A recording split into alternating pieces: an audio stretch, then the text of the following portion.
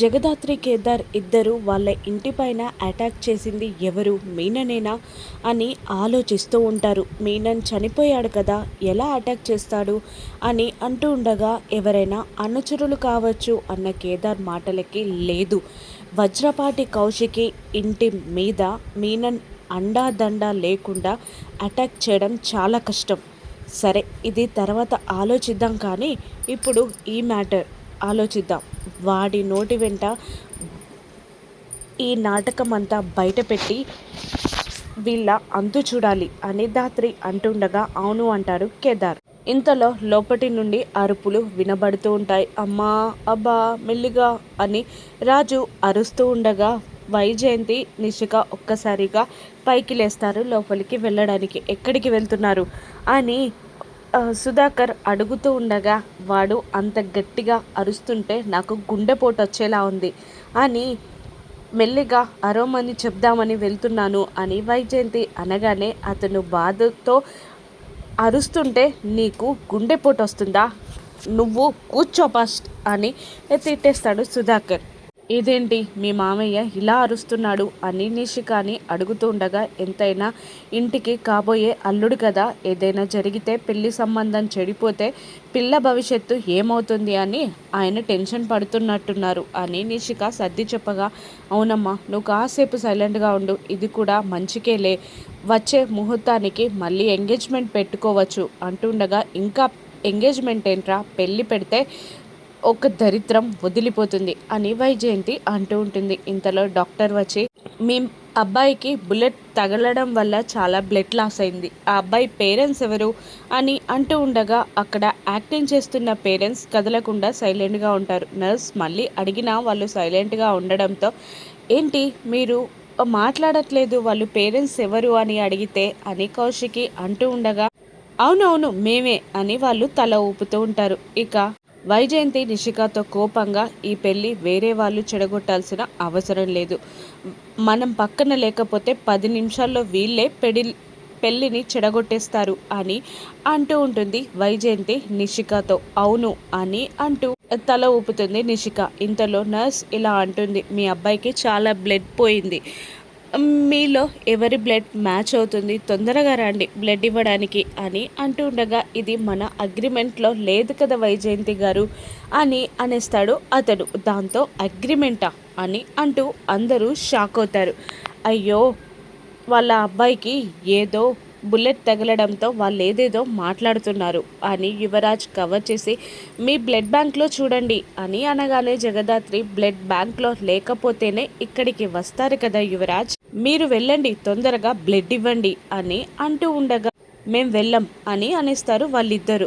దాంతో అయ్యో, మీ అబ్బాయికి బ్లడ్ లేక ప్రాణం పోయేలా ఉంది అని నర్స్ అంటూ ఉంటుంది. వేరే హాస్పిటల్స్లో ట్రై చేయండి అని యువరాజ్ అంటూ ఉంటాడు. అసలు మీ అబ్బాయి బ్లడ్ గ్రూప్ ఏంటి, అదైనా మీకు తెలుసా లేదా, అసలు మీరు ఆ అబ్బాయి తల్లిదండ్రులేనా కాదా అని జగదాత్రి నిలదీయడంతో వీళ్ళు ముగ్గురు షాక్ అవుతారు. మా అబ్బాయే అని గట్టిగా అరుస్తారు వాళ్ళిద్దరూ. అయితే వెళ్ళండి బ్లడ్ ఇవ్వండి అని అంటూ నర్స్కి వీళ్ళ బ్లడ్ మ్యాచ్ అవుతుందో అవ్వట్లేదో, అసలు వీళ్ళిద్దరూ రాజు తల్లిదండ్రులో కాదో అప్పుడే తేలిపోతుంది, టెస్ట్ చేసేయండి అని అనగానే వాళ్ళు వెళ్ళిపోతారు. ఇక అమ్మో, ఇప్పుడు రిపోర్ట్స్ బయటపడితే మీ మామయ్య నా ఈపు పలగొడతాడు అని వైజయంతి అంటుండగా నేను మేనేజ్ చేస్తాను అని అంటూ యువరాజ్ ఫోన్ వచ్చినట్టు యాక్టింగ్ చేస్తూ అక్క మొబైల్ మాట్లాడేసి వస్తాను అంటూ వెళ్ళి అక్కడున్న ల్యాబ్ ఆపరేటర్తో ఇప్పుడు రాజు అనే బ్లడ్తో ఇప్పుడు ఇచ్చే వాళ్ళ బ్లడ్ మ్యాచ్ అవ్వాలి, డిఎన్ఏ మ్యాచ్ అవ్వాలి అంటూ ఉండగా అలా తప్పుడు రిపోర్ట్ ఇవ్వం, అసలు మీరెవరు అని ఆ ల్యాబ్ రిపోర్టర్ అడుగుతూ ఉండగా డబ్బుల కట్టని తీసి అతనికి అందించి డబ్బులు కావాలా ఆన్సర్ కావాలా అనగానే ఓకే అని నవ్వుతాడు. నేను చేశానని ఎవరికి తెలియకూడదు అనగానే ఎవరండి మీరు, ఇక్కడికి ఎందుకు వచ్చారు, లోపలికి రాకూడదు, బయటికి వెళ్ళండి అని ఓవర్ యాక్టింగ్ చేస్తాడు ల్యాబ్ రిపోర్టర్.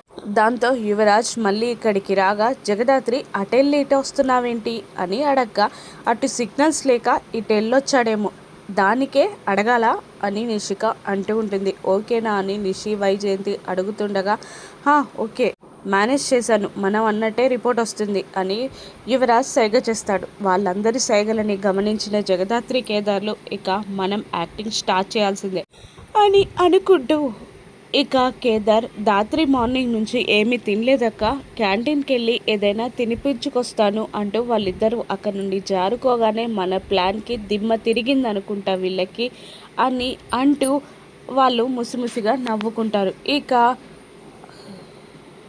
డాక్టర్ బయటికి వచ్చి 1 వీక్ రెస్ట్ తీసుకుంటే సరిపోతుంది అని చెప్పి వెళ్ళిపోగా ఇక మనం ఇంటికి వెళ్దాం అని వైజయంతి అంటుండగా ఒకసారి రాజుని కలిసి వెళ్దాం అని కౌశికి అంటుంది. అప్పుడే జగదాత్రి కేదార్లు డాక్టర్ కోట్ వేసుకొని ఫేసెస్కి మాస్కులు పెట్టుకొని ఆగండి, మేము వెళ్ళి చెక్ చేశాక మీరు వెళ్ళండి అనగానే మీరెవరు, ఇప్పుడే డాక్టర్ చెక్ చేశాడు కదా అని యువరాజ్ అడుగుతూ ఉండగా నేను కార్డియాలజిస్ట్ అని జగదాత్రి అంటూ ఉండగా నేను న్యూరాలజిస్ట్ అని అంటూ ఉంటాడు కేదార్.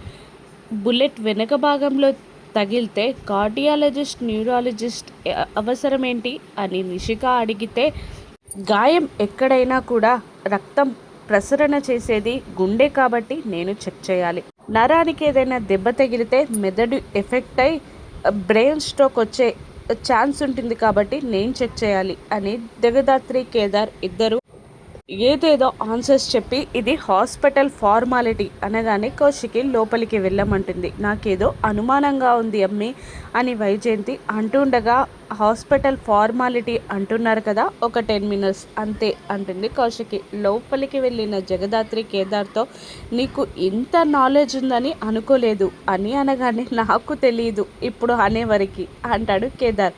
ఇక అప్పుడే రాజుకి ఇంజెక్షన్ వేయడానికి నర్స్ ఇంజెక్షన్ తెస్తానని బయటికి వెళ్ళడంతో రూమ్లో ఎవరు ఉండరు. ఇక జగదాత్రి కేదార్ యాక్టింగ్ స్టార్ట్ చేస్తూ ఈ పని చేయడానికి నాకు చాలా కష్టంగా ఉంది క్రాంతి అని అంటూ ఉండగా అవసరం లేదు, బాధ ఎందుకు, మనకు డబ్బులు రావాలి కదా, వీడు కూడా క్రిమినలే అని అంటాడు కేదార్. చాలా చిన్న వయసులా ఉంది అని దాత్రి అంటూ ఉంటుంది. ఇక అలా మాట్లాడకు, వాళ్ళు వినేస్తారు అంటుండగా ఆల్రెడీ మత్తు మందించారు అని కేదార్ అంటుంటాడు. నిజమేంటో తెలుసుకుంటాను అని రాజు మనసులో అనుకుంటూ ఉంటాడు. ఎంతైనా నా మనసు బాధగా ఉంది అని అంటుండగా నిజమేంటో చెప్పండి అని రాజు ఒక్కసారిగా అనగా అయ్యో వీడు వినేశాడు ఇప్పుడెలా అంటుండగా ప్రాణాలు పోయేవే కదా, కాసేపట్లో చంపుతాం కదా, వింటే మనకేంటి అని అనేస్తాడు కేదార్. ఇప్పుడు ఇంజెక్షన్ వేసి చంపేస్తామని అతనికి ఎందుకు చెప్పారు అని దాత్రి అడుగుతుండగా ఏంటి నన్ను చంపేస్తారా, మిమ్మల్ని నన్ను ఎవరిని చంపమన్నారు అనగానే వైజయంతి గారు డబ్బులు ఇచ్చారు, ఇంజెక్షన్ వేస్తాం మీరు చచ్చిపోండి అనగానే ఒక్క నిమిషం నన్ను ఆ చైర్లో కూర్చోబెట్టండి మళ్ళీ వచ్చి చచ్చిపోతా అంటాడు రాజు. సరే అంటూ వీల్ చైర్లో కూర్చోబెడతారు దాత్రి కేదార్ రాజుని. ఇక బయటికి నెట్టండి అనడంతో బయటికి నెట్టేస్తారు ఆ వీల్ చైర్ని. ఇక అయ్యో రెస్ట్ తీసుకోమంటే ఎందుకు వచ్చావురా అని వైజయంతి రాజుని తిట్టగా దొంగత్త, శాడిస్ట్, రాక్షసి అని తిడుతూ ఉంటాడు. కొట్టడానికి వస్తూ ఉంటాడు. నన్ను చంపమని డబ్బులు ఇస్తావా అని రాజు అంటూ ఉండగా ఆపండి, ఏంటిది ఎలా మాట్లాడుతున్నాడేంటి అని వాళ్ళు ముగ్గురు టెన్షన్ పడుతూ ఉండగా వైజయంతి లోపలికి వెళ్ళమని అంటూ ఉంటుంది. బుల్లెట్ తగలడంతో పిచ్చెక్కినట్టుంది అని నిషిక అంటూ ఉండగా మీకు అందరికీ పిచ్చెక్కే నిజం చెప్పిస్తా, నేను కోటీశ్వరుని కాదు, కోటిలో సెకండ్ హ్యాండ్ వస్తువులు అమ్ముకునేవాడిని, నేను అమెరికా నుండి రాలేదు అనగానే అందరూ షాక్ అవుతారు. మరి మాకు అబద్ధం ఎందుకు చెప్పావు అనగానే ఈ వైజయంతి గారే నిషికాని నాకిచ్చి శ్రీవల్లిని నాకిచ్చి పెళ్లి చేసి డబ్బిస్తానంటే ఆశపడ్డాను అని అనేస్తాడు.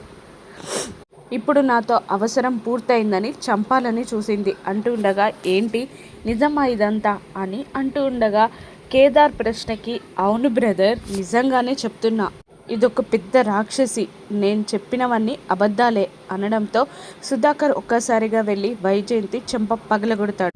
ఎందుకే ఇంత పెద్ద తప్పు చేశావు అని అంటూ ఉండగా అటువంటి అమ్మాయి నా కూతురు కాదని ఇంట్లో ఉండొద్దని మీరు చెప్తే వినలేదు, అందుకే ఇలా చేయక తప్పలేదు అని అంటూ ఉండగా అలా అయితే మంచి సంబంధం చూసి పెళ్లి చేయాలి కానీ ఇలా చేస్తారా అని దాత్రి నిలదీస్తూ ఉండగా అమ్మా నాన్న తెలియని అమ్మాయిని ఎవరు పెళ్లి చేసుకుంటారు అని వైజయంతి అంటూ ఉండగా, మీరు చేసింది తప్పు, అందుకని అబద్ధాలు చెప్పి మోసం చేస్తారా, మీ మాటకి వాల్యూ లేకుండా పోయింది అని కౌశికి అంటూ ఉండగా, దీనికి విలువిచ్చి తప్పు చేశాం అని సుధాకర్ తిడుతూ ఉంటాడు. ఇక జగదాత్రి కోపంగా చూస్తూ ఉంటుంది. శ్రీవల్లి సుహాసిని కూతురు కేదార్ చెల్లి అని తెలుసుకున్న జగదాత్రి ఏం చేస్తుందో రాను నెప్సెస్లో చూద్దాం. Thank you for watching.